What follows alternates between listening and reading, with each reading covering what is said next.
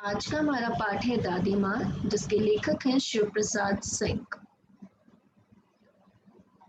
इस पाठ की शुरुआत होती है जब लेखक को किशन भैया का पत्र मिलता है। लेखक को किशन भैया का पत्र मिलता है। लेखक इस समय जहाँ है, उस पत्र को पढ़कर लेखक के सामने दादी माँ की एक धुंधली सी छाया बन जाती है। लेखक के साथ जो मित्र कार्य करते हैं, वे लेखक के सामने तो बहुत अच्छी अच्छी बातें करते हैं, पर उनके पीछे वे ये कहते हैं कि लेखक बहुत ही थोड़ी सी कठिनाई में जल्दी से घबरा जाता है। लेखक का मन भी प्रायः अनमना सा रहता है। वह सोचता है कि वो कुछ बातों को नहीं विचार करेगा, नहीं सोचेगा, परंतु बार बार जब भी उसका ध्यान जाता है तो उसका मन अनमना सा हो जाता है। लेखक के मित्र उसका मजाक उड़ाते हैं। पत्र को पढ़कर लेखक अपनी गांव की यादों में खो जाता है। लेखक बताते हैं, जब क्वार के दिनों में चारों तरफ गांव में पानी भर जाता था और मोथा, साई की अधगली घासें, नाना प्रकार की बरसाती घासों के बीज जब उस पानी में सूरज की गर्मी में खोलते हुए पानी में सड़ने लगते थे और एक विचित्र सी गंध दे देते थे। लेखक ये भी बताते हैं कि हर एक मौसम की अपनी अपनी बातें होती हैं। हमें उस मौसम से प्राप्त होने वाला जो खाना है वो चाहे मिले ना मिले, पर लेखक कहता है कि अगर उस झाग भरे हुए गंध वाले पानी में हमें कूदना ना मिले तो हमें अच्छा नहीं लगता था।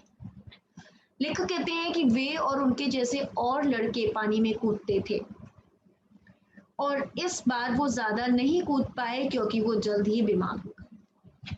लेखक कहते हैं कि उन्हें थोड़ा बहुत बीमार हो जाना अच्छा लगता है, पर इस बार जो वे बीमार हुए तो इस बार का जो ज्वर था, बुखार था, वो काफी लंबे समय तक रहा।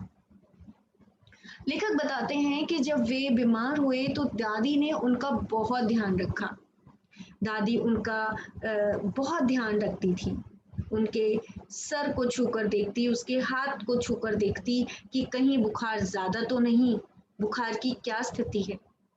और दादी सिर्फ लेखक की नहीं, गांव के बाकी लोगों की भी बहुत चिंता किया करती थी। वो जब भी उन्हें पता चलता था कि गांव के किसी भी घर में कोई परेशानी है, कोई बीमार है, वो तुरंत पहुंच जाती थी और अपनी सामर्थ्य के अनुरूप उन्हें उसकी दवा भी बताती थी, उसका उपचार भी बताती थी। दादी माँ का व्यक्तित्व ही कुछ ऐसा था कि वो सबका ध्यान रखती थी। और इसी माहौल के बीच वो कहती हैं कि लेखक बताते हैं कि किशन भैया की शादी भी तय हो गई।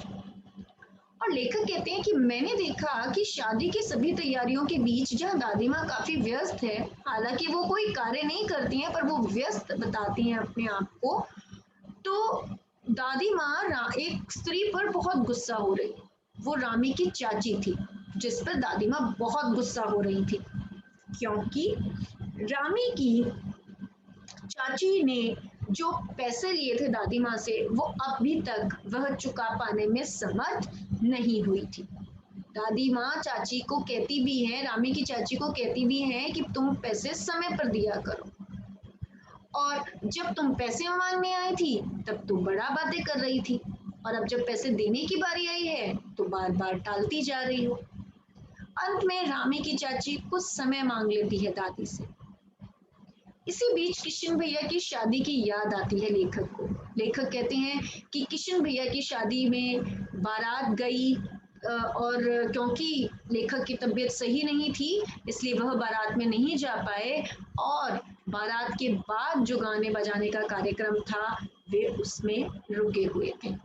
हालांकि उस कार्यक्रम में पुरुषों का जाना मना था, पर लेखक की दादी ने उन्हें छिपा कर वहां बिठा दिया और लेखक ने इस तरह पूरा कार्यक्रम देखा।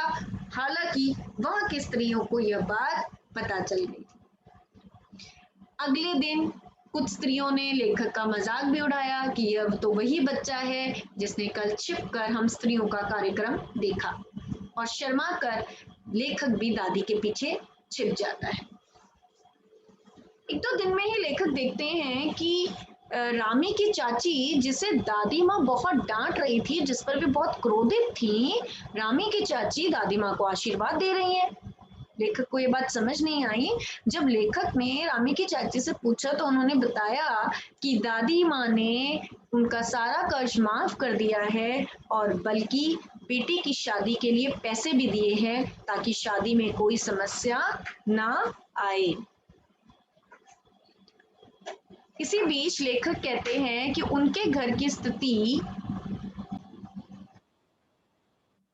घर की आर्थिक स्थिति थोड़ी सी खराब हो गई थी। लेखक बताते हैं कि दादी माँ को मैंने कभी रोते हुए नहीं देखा, पर उस दिन उनकी आंखों में आंसू थे। हालांकि जब लेखक ने उनसे पूछा तो दादी माँ ने इस बात से इनकार कर दिया था। वास्तव में दादाजी की मृत्यु के बाद दादी को उनकी बहुत याद आती थी और अब उन्हें यह संसार बिल्कुल बेकार लगने लगा था। जब दादाजी की मृत्यु हुई तो उनके श्राद्ध में बहुत अधिक पैसा लग गया। लेखक के पिताजी के जो दोस्त थे वे ऐसे थे जो मुंह में राम बगल में छुरी, अर्थात सामने से तो बहुत अच्छे थे परंतु पीछे अच्छे नहीं थे, उनका हित सोचने वालों में से नहीं थे और इसी कारणवश उनके घर की आर्थिक स्थिति भी खराब हो गई। जब लेखक के पिताजी और किशन भैया इसी चिंता में आंगन में बैठे थे कि किस प्रकार घर का कार्य चले, तब दादी माँ ने आकर अपने गहने उन दोनों को दिए और ये कहा कि हम जैसे लोग, पहले के समय के लोग अपने गहने इसी स्थिति के लिए रखा करते थे।